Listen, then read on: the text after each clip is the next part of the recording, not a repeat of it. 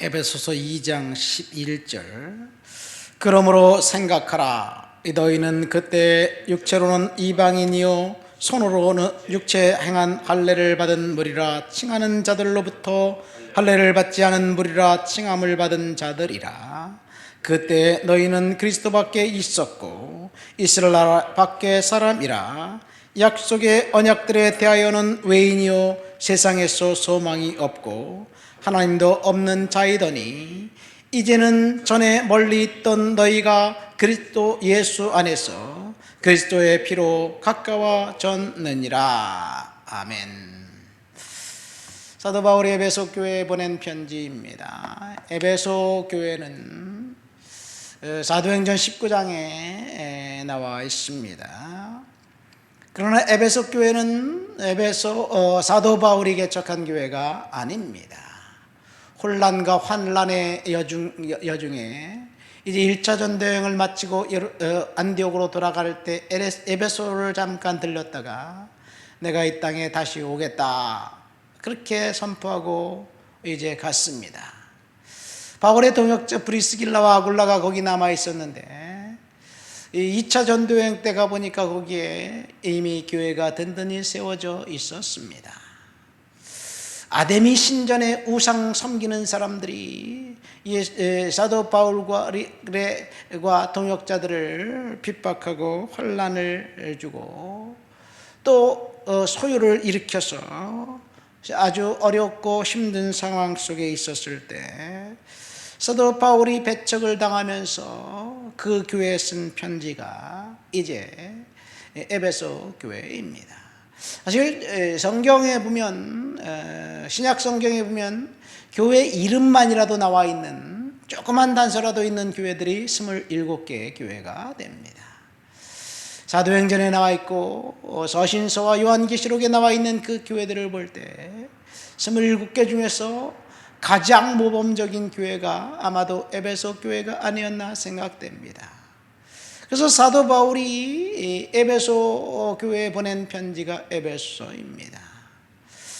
디모데가 그 에베소의 감독으로 있을 때 디모데에게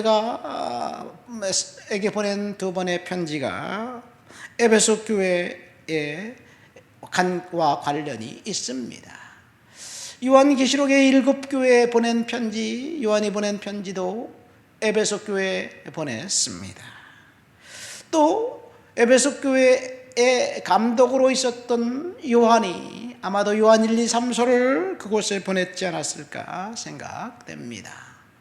여러분, 이 에베소 교회 성도들에게 오늘 그리스도의 보혈에 대한 이야기를 하고 있습니다. 평신도에 의해서 개척되었지만 걸출한 리더들이 그곳에 있었고 거기서 훈련받은 아볼로는 고린도 교회에 선교사로 파송되어 그곳에서 사역했던 교회, 그 교회를 향해서 오늘 우리가 읽은 본문은 우리의 옛사람은 그리스도의 피로 저주를 끊고 하나님과 화목되었다는 선언을 하고 있습니다. 십자가의 보혈로 옛사람의 저주를 우리는 반드시 끊어야 할 줄 믿습니다.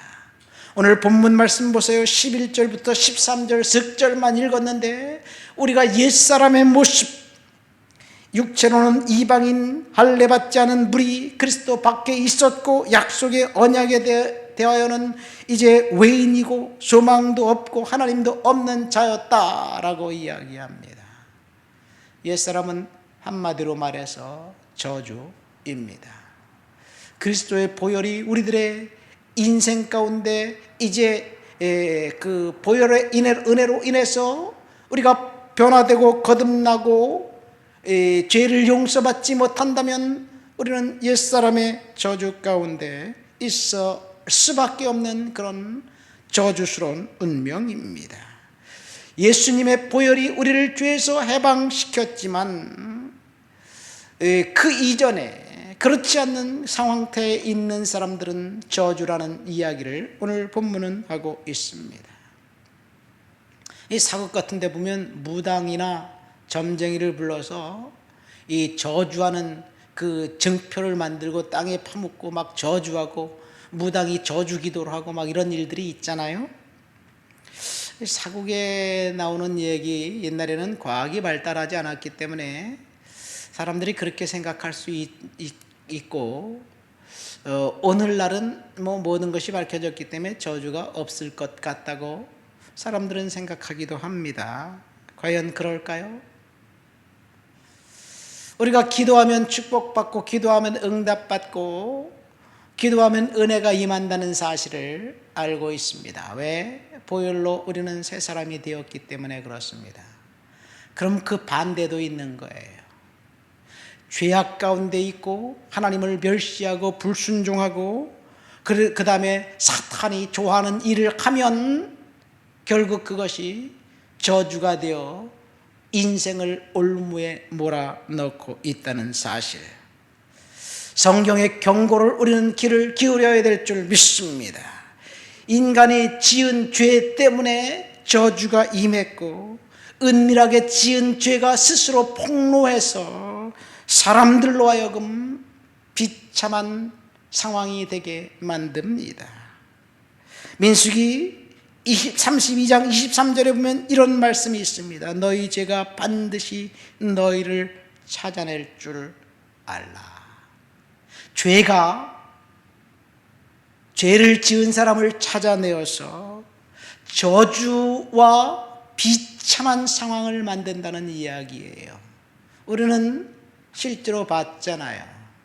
그동안 젊은 청년 대학생들의 우상이었고 멘토였고 사회적인 리더였고, 그가 한 말은 모두가 다 진리였고, 그가 강의한 강의는 이제 조기 폐쇄되었고, 그 다음에 그가 한 말은 법적인 기준 같은 것이 되었는데, 은밀한 죄가 폭로되자 가정이 쑥대밭됐고, 그 말에 의하면 능지처참 당한 것 같다고 이야기합니다. 누구를 원망해야 할까요? 검찰이 죄 없는 사람을 잡아서 그렇게 한 걸까요? 죄가 폭로한 거예요. 은밀한 죄가 그를 저주로 몰고 간 것입니다. 여러분, 저주는 혈통을 타고 후손들에게 전수된다는 사실을 아시기를 예수님의 이름으로 축원드립니다. 우리가 유전이라는 게 있잖아요. 유전병도 있고, 사람들은 부모의 그 체질과 겉모양뿐만 아니라 지능까지 물려받습니다. 특정한 유전 인자를 받은 사람은 특정한 질병에 걸려서 부모가 갖고 있는 그 유전 인자 때문에 아무 죄도 없는 그 아이가 고통을 당합니다.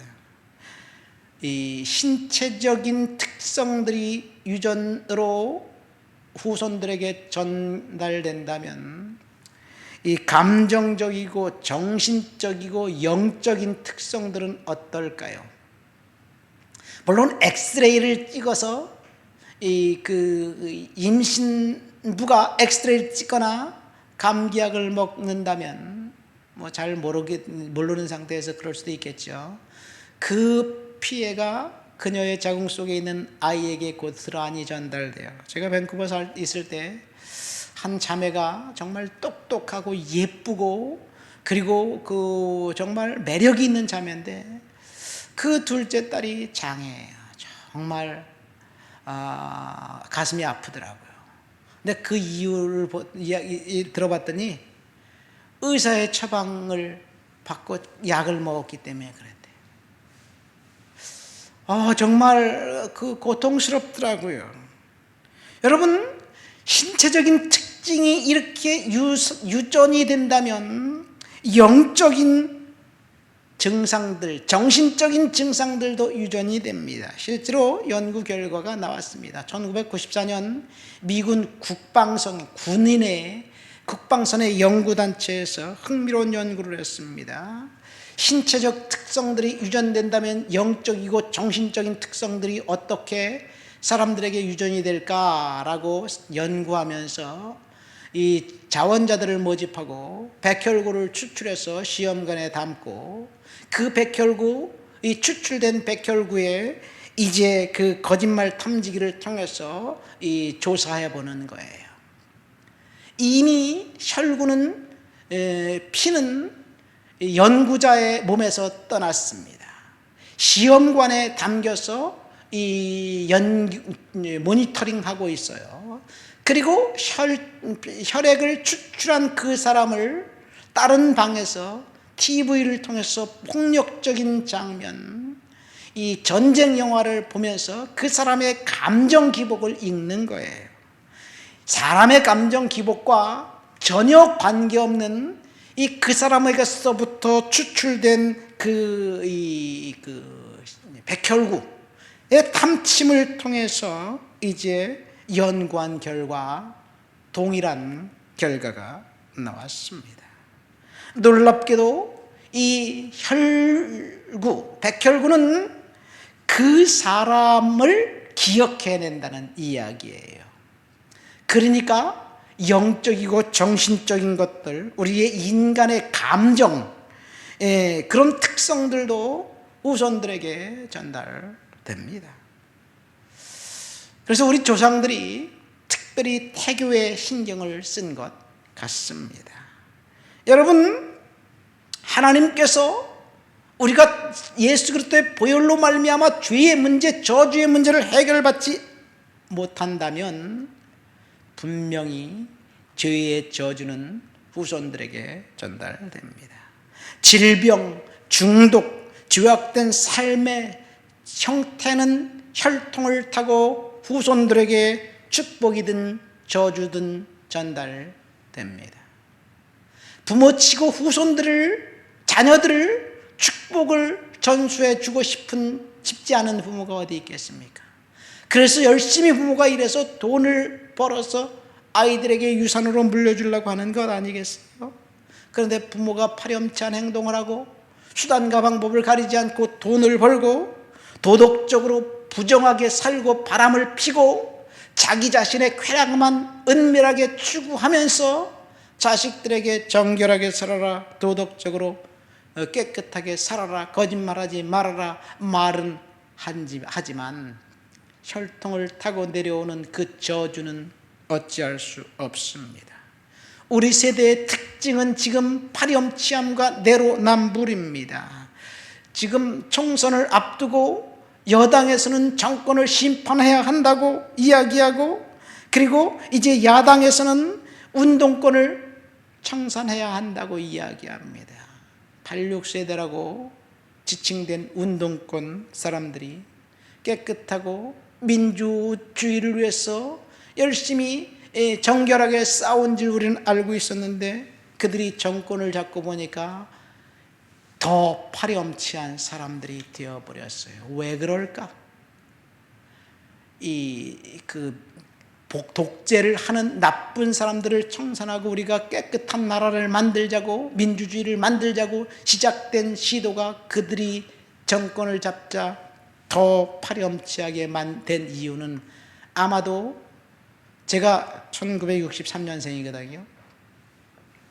제가 고등학교 1학년 때 박정희 대통령이 시해당했어요. 시해당하기 돌아가시기 전에 부마 사태가 있었고, 그 다음 해에 이제 광주 사태가 있었습니다. 신군부가 나타나 12.12 사태를 이제 쿠데타를 일으키고 그냥 정권을 탈취해 버렸습니다. 어느 날 갑자기 부정적인 방법으로 정권을 탈출한 그 사람들이, 기득권층이 준 교훈, 저와 같은 86세대에게 준 교훈은 수단과 방법을 가리지 말고 성공하라는 도덕적 교훈을 준 거예요. 그래서 86세대가 기득권층보다 더 사악한 불법과 탈법을 저지르는지 모르겠습니다. 그것은 부모 세대가 이제 가르쳐 주신 부모 세대로부터 물려받은 사악함이에요. 제가 초등학교 국민학교 다닐 때, 우리는 국민학교 다닐 때 도덕이라는 책이 있었습니다. 중학교에 가니까 국민윤리로 바뀌었어요. 고등학교 때도 국민윤리가 있었습니다. 오늘날 학교에서는 도덕이라는 과목이 없다는 이야기를 들었으면 바른 생활인가? 우리 아이들 어렸을 때 있었나요? 어쨌든 도덕은 교과서를 통해서 가르치는 게 아닙니다. 부모 세대가 뿌려놓은 씨앗, 그 씨앗이 축복의 씨앗이면 축복으로 후손들이 거두게 될 것이고 저주면 저주로 거두게 될 것입니다. 이것이 오늘 본문을 통해서 저와 여러분들에게 주시는 말씀입니다. 오늘 본문 말씀 보세요. 옛사람은 반드시 저주를 받게 되어 있습니다. 저주를 끊을 수 있는 방법은 딱 한 가지밖에 없어요. 그것은 예수 그리스도의 보혈로 우리의 죄를 용서받고 그리고 죄악으로부터 탈출하는 것뿐입니다. 우리가 여전히 죄악 가운데 살면서 파렴치한 상태, 내로남불 상태, 이 상태로 부도덕적인 사람들이 정권을 계속해서 잡는다면 우리의 다음 세대는 불보듯이 뻔하게 비도덕적인 그 불법과 탈법이 난무하는 그런 세상이 될 거예요. 우리는 하나님 앞에 이 땅을 정결하게 해달라고 기도해야 될 줄 믿습니다. 반드시 죄는 끊어야만 합니다. 끊을 수 있는 방법은 예수 그리스도밖에 없습니다. 우리의 옛사람, 여전히 우리가 예수 그리스도를 믿고 구원받은 하나님의 자녀지만 여전히 옛사람의 뿌리가 우리 속에 남아 있습니다. 그것은 우리의 조상들로부터 혈통으로부터 물려받은 그 죄악된 쓴 뿌리들입니다. 우리가 아무리 깨끗하고 정결하게 살려고 하고 주님 앞에 성결하게 살려고 하지만 눈앞에 보이는 이득 앞에서 우리가 흔들리고 그리고 돈 앞에서 부정적인 방법이라도 착복하고 싶은 그런 욕심이 드는 것은 우리의 마음속에 있는 죄악의 뿌리가 우리를 흔드는 것이 아닌가 생각됩니다. 우리는 반드시 예수 그리스도의 보혈로 나와서 해결받아야 될 줄 믿습니다. 오늘 본문 말씀에 보면 예수님께서 십자가에서 흘리신 그 보혈 때문에 하나님과 우리 사이에 있었던 장벽이 제거되고 그리고 하나님께서 화목하게 만드셨다는 이야기를 하고 있습니다.